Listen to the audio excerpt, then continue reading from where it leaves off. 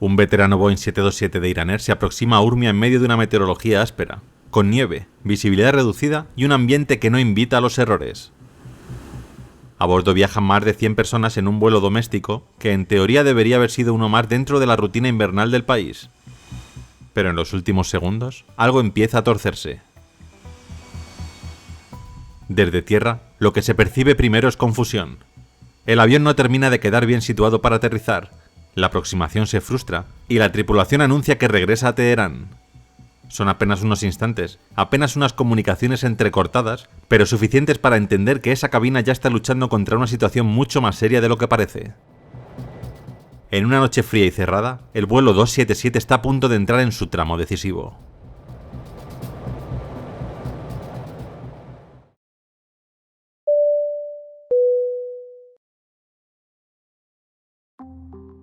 ...9 de enero de 2011...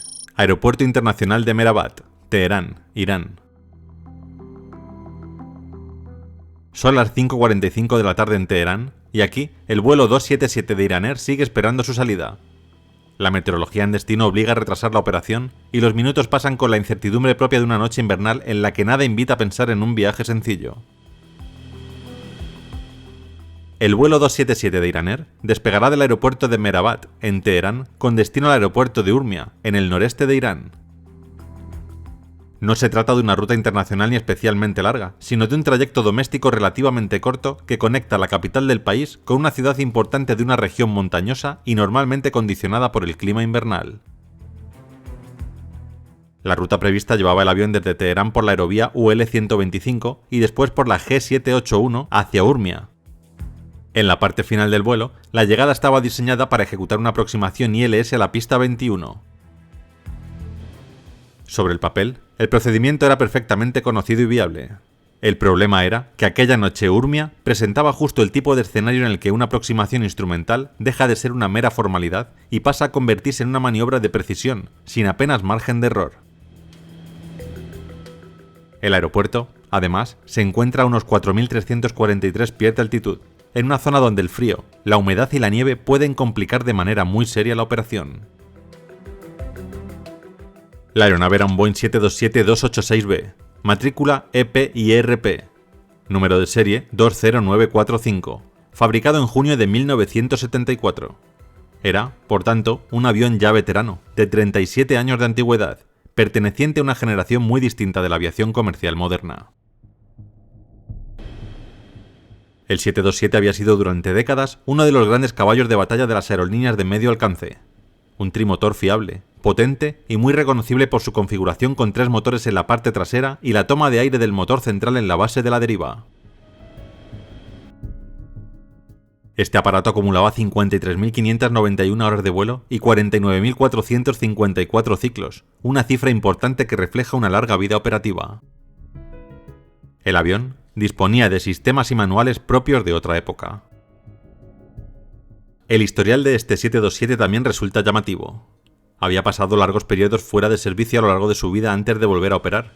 Esto refuerza la imagen de un aparato perteneciente a otra etapa de la aviación iraní, todavía en servicio en un entorno donde mantener operativos modelos clásicos seguía siendo una necesidad.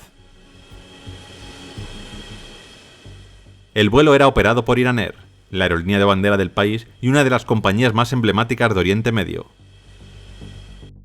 El propio informe recuerda que se trataba de la compañía principal de Irán, fundada en 1946, con una larga trayectoria tanto en rutas nacionales como internacionales. En el momento en el que se produce este vuelo, seguía siendo una empresa clave dentro del transporte aéreo del país y operaba distintos tipos de aeronaves, entre ellos Boeing 727, Boeing 747 y Fokker 100. En cabina iban 3 tripulantes técnicos. El comandante era Fereydun Dadras, de 50 años, con un total de 7.878 horas de vuelo.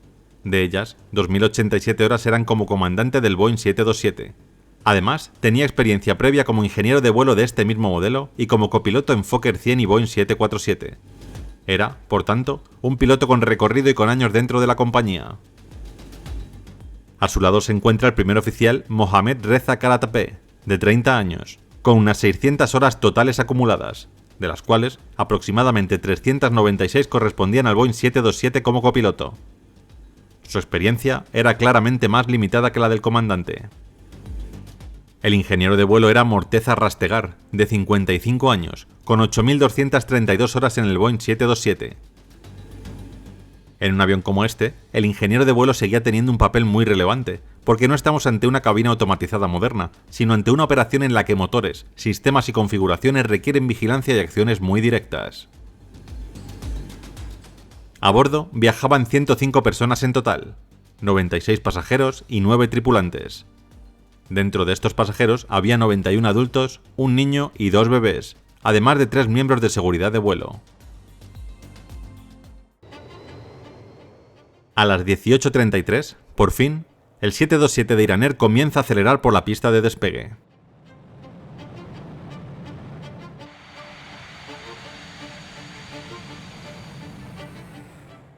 Se elevaron sin problemas y pusieron rumbo a Urmia. La subida transcurre sin sobresaltos aparentes. En cabina, la dinámica de trabajo es la habitual de un vuelo comercial. El comandante supervisa, el primer oficial lleva la parte activa del pilotaje y el ingeniero de vuelo vigila los parámetros de una aeronave que pertenece a otra época, una máquina robusta, pero también mucho más exigente de gestionar que los reactores modernos. El avión continúa ascendiendo, gana velocidad, estabiliza su perfil y alcanza en torno a las 19:06 la altitud de crucero, unos 30.000 pies. Durante esa fase en ruta, el vuelo parece casi engañosamente tranquilo. Debajo queda una geografía dura, invernal, con zonas montañosas y una atmósfera cada vez más fría conforme se aproxima al entorno de Urmia. La planificación preveía un trayecto corto, de menos de 1 hora, pero Urmia está metida de lleno en un escenario meteorológico delicado. Nieve, visibilidad reducida y una humedad especialmente traicionera en esa zona. En el aeropuerto de destino la visibilidad ronda los 800 metros, justo en el límite mínimo del procedimiento para la pista 2-1. Desde lejos, eso ya dibuja un final incómodo, un descenso preciso, sin margen sobrante y con una tripulación obligada a trabajar fino en un entorno que no perdona. A las 19:07, tras coordinarse con el control de Teherán, el vuelo 277 inicia el descenso desde los 30.000 pies hacia los 14.000. El avión deja atrás el crucero y entra en esa fase en la que todo se acelera mentalmente. Hay que revisar cartas, frecuencias, altitudes, configuración, rumbo de llegada y situación de la pista. Poco después, ya cerca de Urmia, la tripulación contacta con la torre y recibe la autorización para llegada y aproximación ILS a la pista 21. Desde control también les facilitan la información meteorológica y el estado de la pista, incluida la presencia de nieve y referencias sobre la frenada.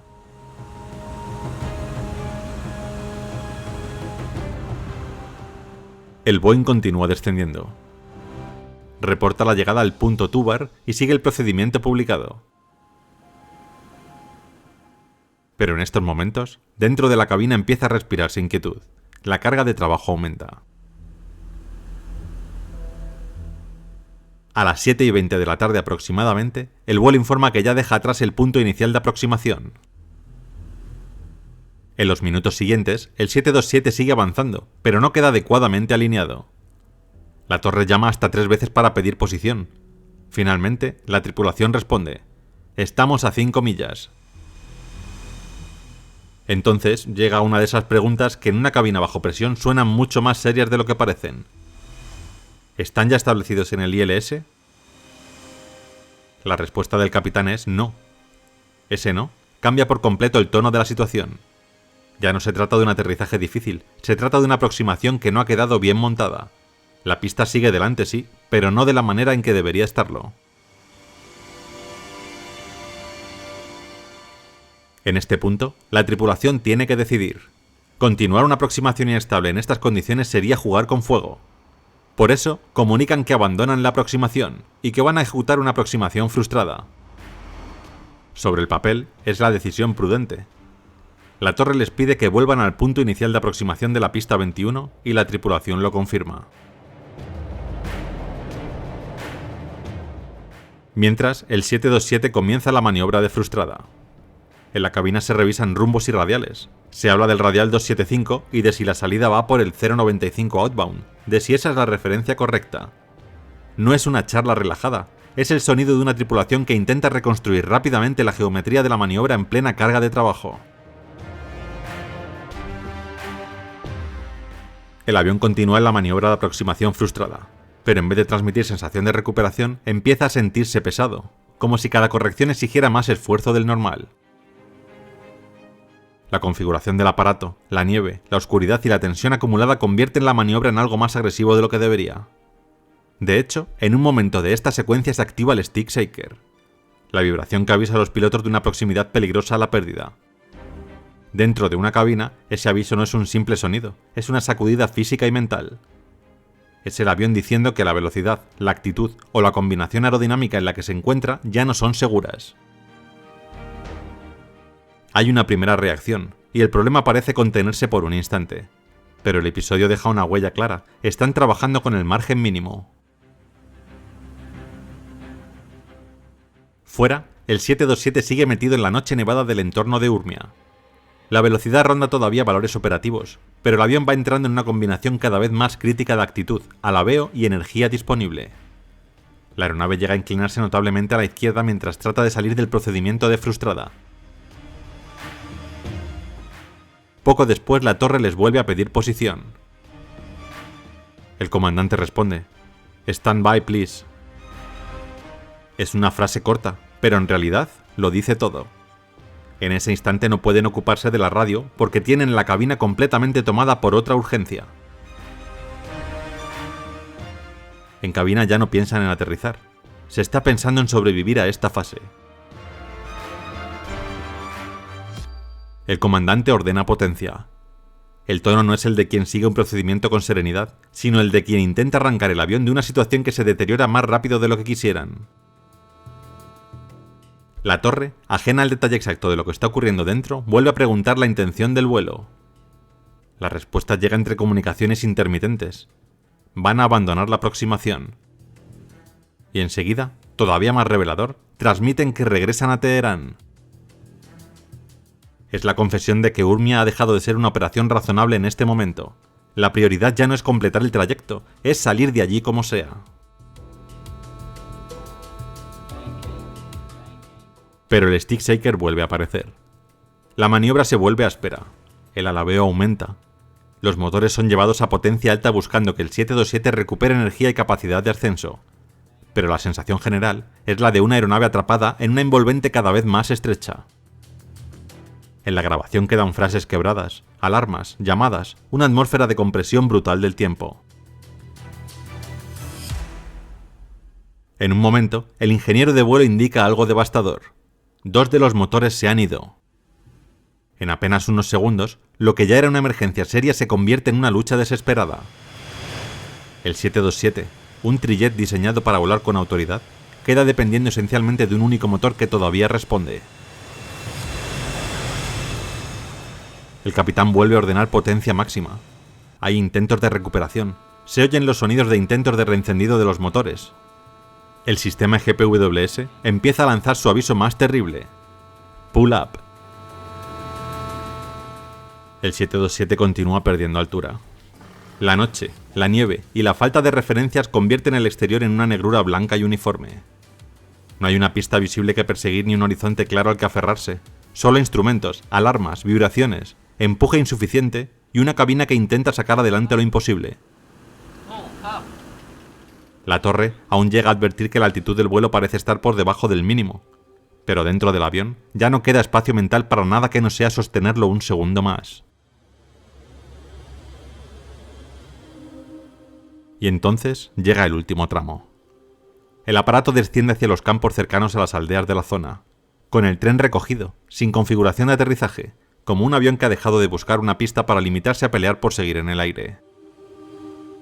En los segundos finales se acumulan los sonidos de reencendido, el pull-up, voces tensas, urgencia, impotencia.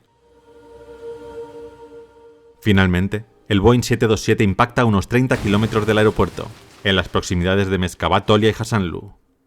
El fuselaje se rompe en varias secciones sobre los campos nevados.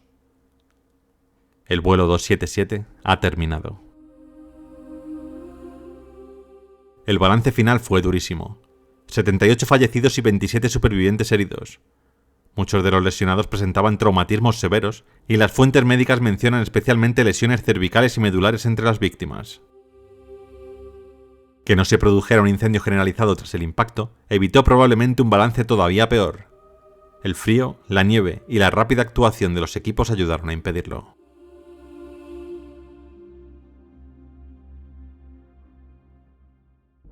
¿Qué había pasado?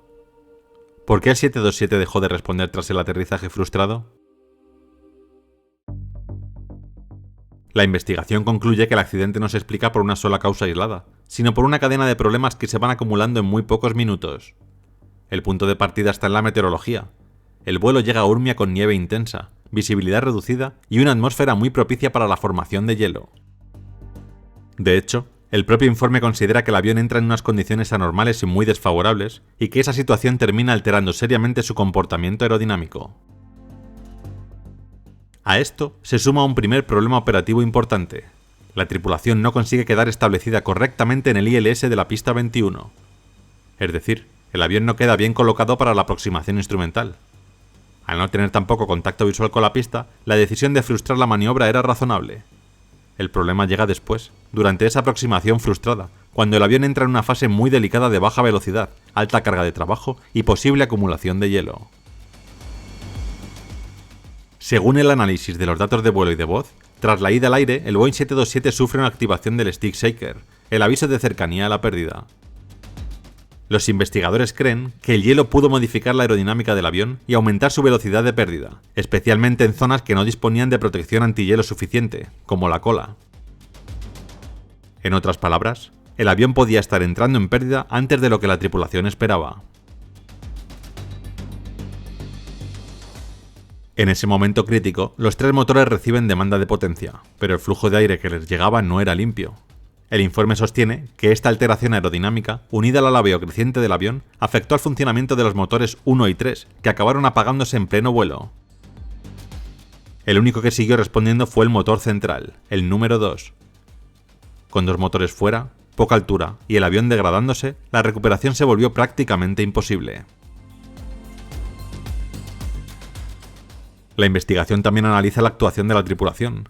Aquí, la conclusión oficial es clara. No se siguieron adecuadamente algunos procedimientos operativos y además hubo deficiencias de coordinación en cabina. Dicho de forma sencilla, la tripulación no gestionó bien una situación que se volvió extremadamente difícil. El informe no presenta el caso como un simple error de un piloto, sino como una combinación de mala meteorología, avión antiguo, carga de trabajo muy alta y respuestas de cabina que no fueron las más adecuadas. Otro aspecto importante es el contexto técnico del avión. El informe menciona como factor contribuyente la tecnología ya anticuada del Boeing 727 y también la falta de un simulador apropiado para entrenar escenarios de meteorología severa como el que se produjo aquella noche. Esto significa que la tripulación se encontró lidiando con una emergencia muy compleja en un avión veterano, sin haber podido entrenar de forma ideal una situación tan específica y tan extrema. En resumen, no fue un accidente causado solo por la nieve, ni solo por los pilotos, ni solo por el avión. Fue la suma de todos esos elementos en el peor momento posible. El accidente tuvo un fuerte impacto en Irán, no solo por el número de víctimas, sino porque afectó a la aerolínea de bandera del país y volvió a poner sobre la mesa el debate sobre la antigüedad de parte de la flota civil iraní y las limitaciones operativas derivadas del contexto del país. En sus conclusiones, el análisis emitió varias recomendaciones de seguridad. Entre ellas, revisar los planes de emergencia aeroportuarios, mejorar la integración con el sistema satelital de búsqueda y rescate COSPAS-SARSAT y reforzar cuestiones operativas y de prevención. De fondo, el accidente dejó también una lección muy clara sobre la necesidad de mejorar el entrenamiento para condiciones meteorológicas severas, reforzar la gestión de recursos de cabina y extremar la atención al riesgo de hielo en determinadas regiones del país. No fue un accidente que cambiara por sí solo la aviación mundial, pero sí uno que quedó como advertencia muy seria dentro del contexto iraní. Un recordatorio de que una aproximación al límite, en un avión veterano y con mala meteorología, puede convertirse en una emergencia mortal en cuestión de segundos si varios factores se alinean en contra. El vuelo 277 de Iran Air debía ser un trayecto doméstico relativamente corto entre Teherán y Urmia. pero terminó convirtiéndose en una de las tragedias aéreas más graves de aquel año. Detrás quedaron 78 vidas perdidas, 27 supervivientes heridos y una investigación que habló de hielo, de procedimientos, de tecnología antigua y de una cabina desbordada por una situación extrema.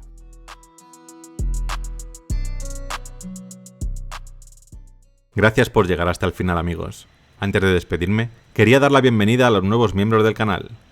Angie Isaía 123, Josué Reyes, Gabucho, Steven Cuadros, Fabián y Enrico Cocolauti 5187.